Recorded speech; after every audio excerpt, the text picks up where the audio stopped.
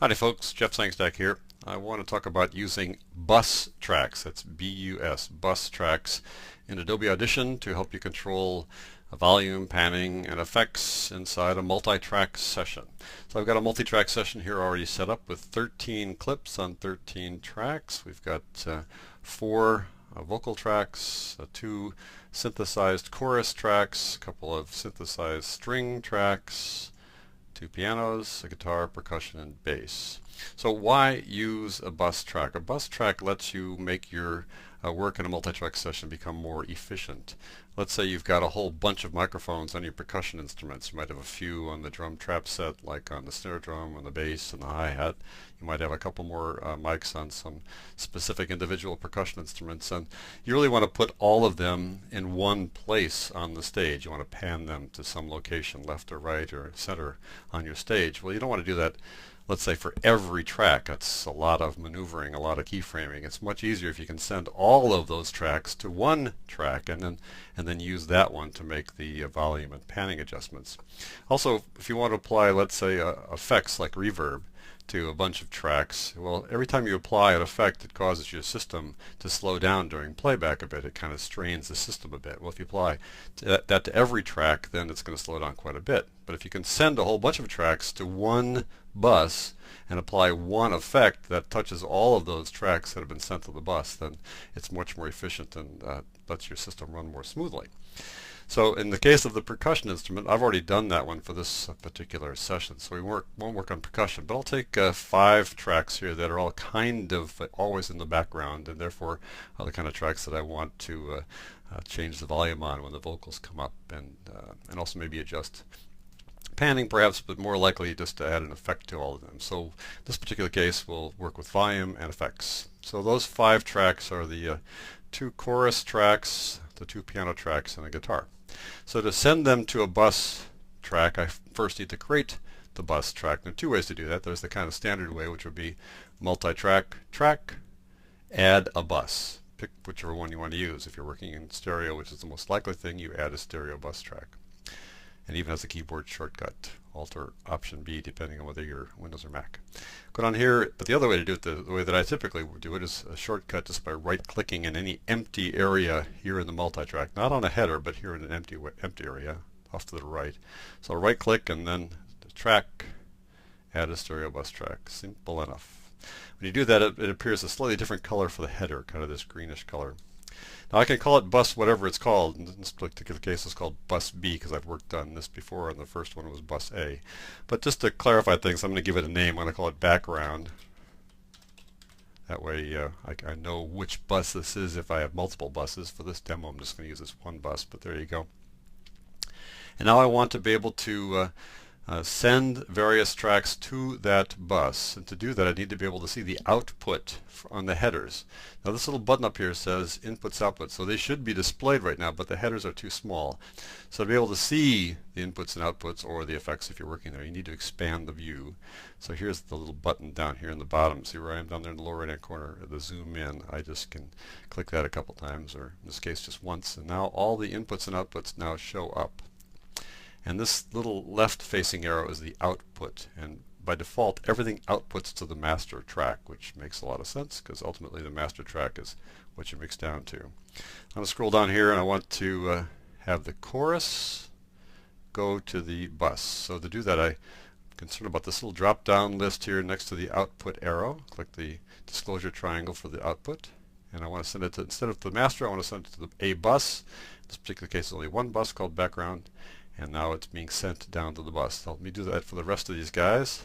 Yeah, chorus right, go to the background bus, go to the 2 piano tracks. Again, we'll send the output to the bus. This will take just a couple more seconds while I do this, folks. Then we'll go down to the final one, the guitar, have its output go to the bus. So now we have 5 tracks going down here to this bus.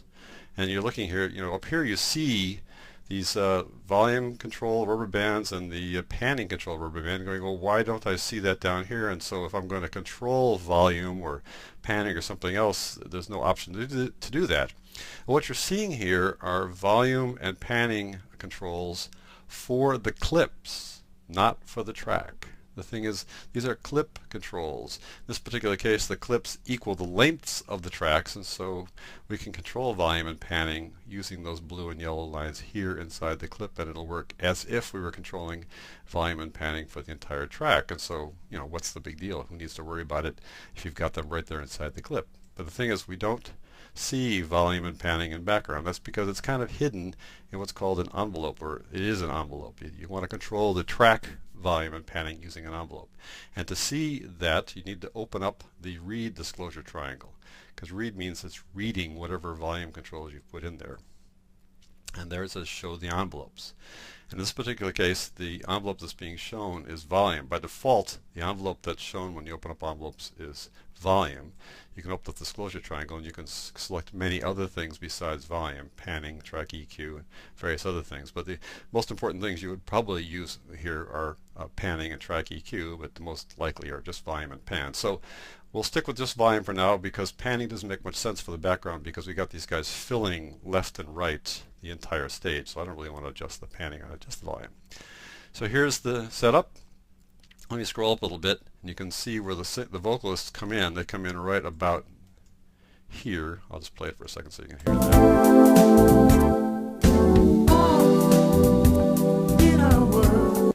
And this set of clips comes from Northern Lights Studios here in Santa Rosa, California. A song written by the studio owner Barry Schiffman, so I thank him for letting me use these clips. So what I want to do is I want to bring the volume of all 5 of those tracks down right there as the vocalists start. So I just click on the volume rubber band here in the envelope, and that adds a keyframe. Don't need to hold on any kind of keyboard modifiers, just click to add a keyframe. Click to add another one and then drag it down, and you can see how many decibels we're bringing it down. I'll bring it down kind of dramatically so you can hear the obvious difference. It'd be more than I should in this particular case, but you'll see how it works now.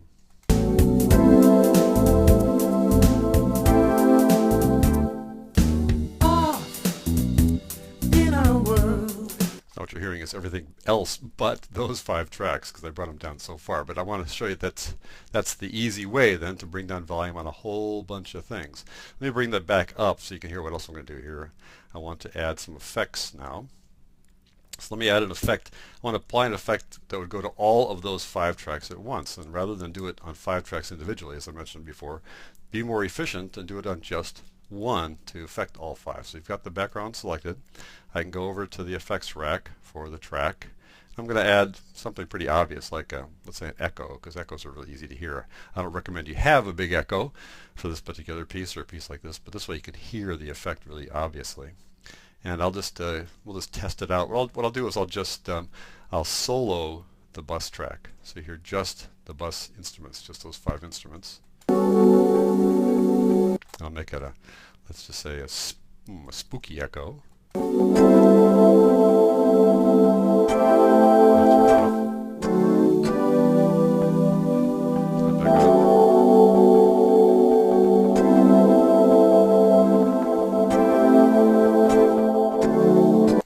So that way you can apply an effect or multiple effects to one bus track and then cover as many tracks are being sent to that at once. It's a great way to apply, let's say, reverb to all your vocalists and have the reverb be equal so that you don't have sort of reverbs banging up against each other. It's the same reverb. Rather than applying a preset 4 or 5 times, you just apply one reverb to all those tracks. So that's how you use a bus track to help you control volume in this case and effects inside Adobe Audition.